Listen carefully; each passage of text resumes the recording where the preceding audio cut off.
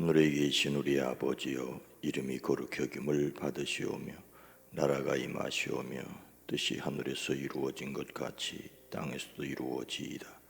오늘 우리에게 일용할 양식을 주시옵고 우리가 우리에게 죄진 자를 사하여 준 것 같이 우리 죄를 사하여 주시옵고 우리를 시험에 들게 하지 마시옵고 다만 악에서 구하시옵소서.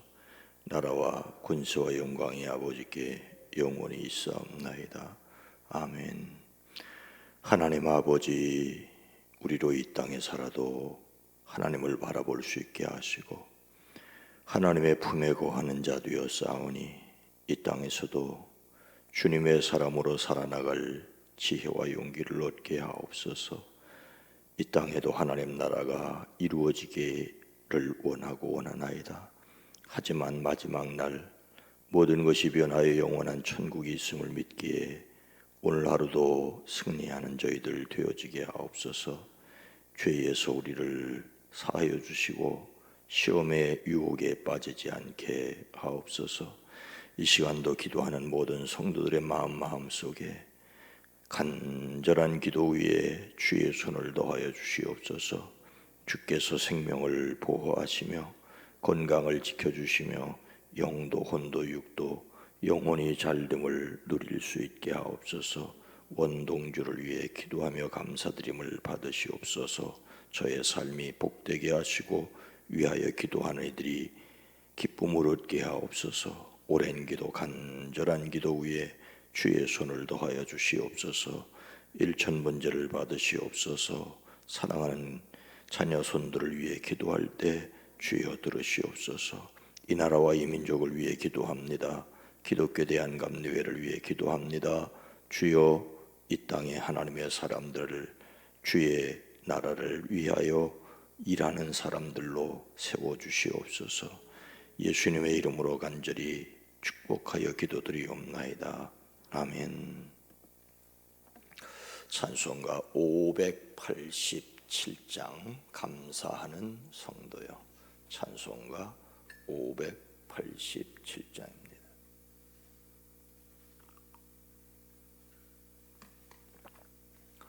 찬송가 587장입니다.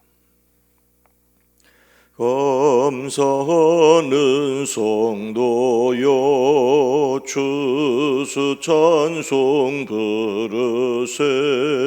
추운 겨울 오기 전 염려 없게 거둔대. 하나님이 우리에게 일용 양식 주시니 주의 전에 모여서 추수 찬송 부르세. 이 세상은 밭이요 주는 씨를 뿌리네. 좋은 곡식 싹날 때 가라지도 나도다. 싹과 잎이 자라서 열매 맺게 되나니 우리들을 온전한 알곡 되게 하소서. 우리 주님 오셔서 곡식 거둬 드리고 밭에 있는 나쁜 것 모두 소멸하실 때 가라지는 골라서 불에 던져 태우고 알곡들은 곳간에 길이 쌓아두시리. 주여 어서 오셔서 우리 거둬 주소서. 죄와 슬픔 중에서 우리 건져 주소서. 모든 성도 영원히 하늘집에 이르러 천군 천사 올려 주수 찬송 부르리. 아멘. 마태복음 13장 37절로 40절 말씀입니다. 신약성경 22면입니다. 마태복음 13장 37절로 40절.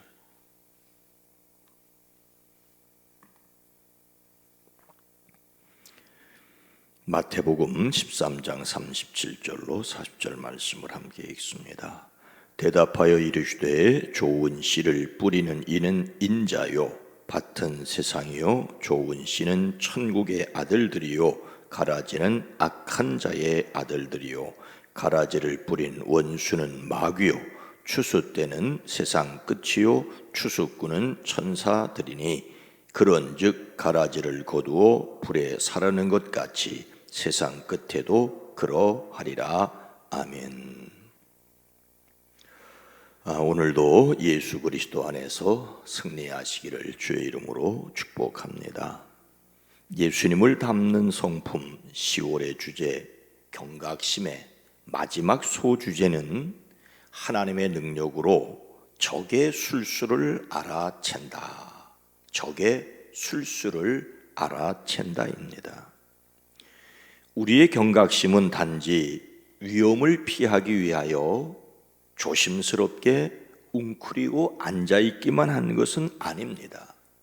여전히 사명을 감당해야 하지요. 이를 위해서 공중권세 잡은 자 사탄의 술수를 알아야 합니다. 여기서 다시 한번 강조를 해야 할 것은 우리가 예수님의 성품을 담는다는 것은 하나님의 은혜에서 시작된다고 하는 것을 분명히 알아야 합니다. 마음을 다스리고 자기를 수련하는 일은 자기 자신에게서 시작하지만 그리스도인의 성품은 그리스도에게서 시작된다는 것을 알아야 합니다. 마땅히 우리가 노력해야 하고 우리가 경각심을 가져야 합니다. 하지만 그 노력과 수고의 근거는 하나님의 은혜라고 하는 것을 잊지 말아야 합니다. 우리는 하나님의 사랑과 은혜, 그 능력으로 살아가는 것입니다. 예수님께서 또 다른 비유를 들어 제자들에게 천국에 대하여, 하늘나라에 대하여 말씀하십니다.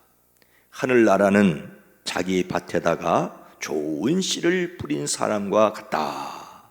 사람들이 잠자는 동안에 원수가 와서 밀 가운데에 가라지를 뿌리고 갔다. 밀이 줄기가 나서 열매를 맺을 때에 가라지도 보였다. 예수님께서 이 비유를 말씀하시고 제자들에게 이 비유를 설명해 주십니다. 38절 밭은 세상이요 좋은 씨는 천국의 아들들이요 가라지는 악한 자의 아들들이요. 예수님께서는 천국을 말씀하시겠다는데 여기에서 세상에 있는 천국, 장소가 아니라 어떠한 상태, 우리는 이것을 교회라고 말을 합니다. 천국은 좋은 씨를 제 밭에 뿌린 사람과 같으니라고 분명히 천국에 대하여 말씀하십니다. 그런데 이 천국은 아직 세상에 있는 것입니다. 밭은 세상이라고 분명히 말씀하셨기 때문입니다. 세상을 밭이라고 말씀하셔서 이 세상이 천국은 아닙니다. 끝이 있고 추수 때가 있다는 것을 기억하셔야 됩니다. 천국의 자녀들과 악한 자의 자녀들이 함께 살아가고 있는 현재의 세상을 가리킵니다. 여기서 가라지는 자라나는 동안에는 밀과 닮아 보이지만 그 낫 아래는 독소를 품고 있는 독보리를 가리킵니다. 흔히 밀밭이나 보리밭에 낫알만 약간 거무스리하여 쉽게 분별하기 힘든 독보리가 있었다고 합니다. 저는 어렸을 때에 논에서 피살이를 하는 것을 보았습니다. 피를 뽑아내는 거지요. 벼 모판에서나 또는 모를 심은 후에 논에서 피를 골라냅니다. 피가 뭐냐고 모르시는 분 설명을 할 수는 없습니다. 아는 분은 아십니다. 이 피살이가 어려운 것은 이 날카로운 볏잎에 자칫 눈을 찔릴 수 있기 때문에, 또 팔뚝이 그 벼에 쓸려서 아플 수 있기 때문에도 문제지만, 가장 큰 어려움은 벼와 피를 아무리 보아도 구별이 되지 않는다는 것입니다. 피는 햇볕에 좀 이파리가 반짝인다는데 제 눈에는 볏잎도 반짝였습니다. 피를 골라내다가 벼를 몇 포기 뽑아내면 아버님께 야단을 맞고 논에서 쫓겨나는 것으로 일이 종료가 되긴 합니다. 같은 논에 구별이 되지 않는 벼와 피가 함께 자라는 것처럼 이 세상이라는 밭에는 천국의 자녀와 지옥의 자녀가 함께 자라고 있습니다. 자라는 동안에는 다 자라서 구별할 때까지는 구별이 되지 않습니다. 이 세상에 있는 하나님의 나라라는 교회에서조차 천국의 자녀와 지옥의 자녀가 함께 자라고 있습니다. 우리는 이 세상에 있는 교회에 별의별 사람이 다 있다는 것을 인정해야 합니다. 고린도 교회에는 예수님의 부활을 믿지 않는 사람들도 있었고요, 에베소 교회에는 예수님의 부활이 이미 지나갔으니 마음껏 쾌락을 즐기며 살아야 된다고 주장하는 사람들도 있었습니다. 에베소 교회는 자기를 따라오게 하려고 어그러진 말을 하는 지도자들도 있었습니다. 오늘날 예배당에 모이는 사람들도 참으로 가지각색이지요. 현 정부에 찬성하는 사람이 있는가 하면 반대하는 사람도 있습니다. 광화문에 가서 집회하는 사람도 있는가 하면 서초동에 가서 집회하는 사람도 있습니다. 신앙도 천차만별입니다. 다른 사람을 가르칠 수 있는 사람이 있는가 하면 여전히 젖이나 먹으려는 사람이 있습니다. 이것이 세상에 있는 교회라는 것을 인정해야 합니다. 신앙의 정도의 문제가 아니라 전혀 다른 신앙을 가진 사람도 있다는 것을, 천국의 자녀가 아니라 지옥의 자녀가 있다는 것을 알아야 합니다. 참으로 가슴 아픈 일이지만 알곡만 자라는 것이 아니라 가라지도 함께 자라고 있다는 것입니다. 이것이 예수님께서 말씀하신 세상입니다. 가라지를 보았다고 너무 낙심하지 마십시오. 그런데 왜 가라지가 함께 밭에 있게 된 것입니까? 39절 말씀을 보니까 가라지를 뿌린 원수는 마귀요, 추수 때는 세상 끝이요 추수꾼은 천사들이니, 원수 마귀가 가라지를 뿌렸기 때문입니다. 농부는 분명히 좋은 씨앗을 뿌렸습니다. 농부는 마귀가 가라지를 뿌린지도 모르고 좋은 씨앗만 자랄 것이라고 기대했습니다. 그것들이 잘 자라도록 가꾸었습니다. 요즘 말로 하자면은 거름도 주고 물도 주었습니다. 모든 씨앗은 싹을 틔우고 무럭무럭 자랐습니다. 농부는 자신이 한 일을 매우 흐뭇하게 여겼을 것입니다. 그런데 자라면서 보니 좀 이상합니다. 이삭이 나왔는데 보니 전혀 다른 것이 보였습니다. 농부는 당황하였습니다. 주인의 뜻대로 좋은 씨앗을 심고 열심히 가꾸었는데 가라지도 보이니 당황스럽지요. 하여 주인 어른께서 밭에 좋은 씨를 뿌리지 않으셨습니까? 그런데 가라지가 어디에서 생겼습니까? 라고 묻습니다. 그런데 주인은 이미 모든 것을 다 알고 있었습니다. 원수가 그렇게 하였구나. 원수 마귀가 가라지를 뿌린 것입니다.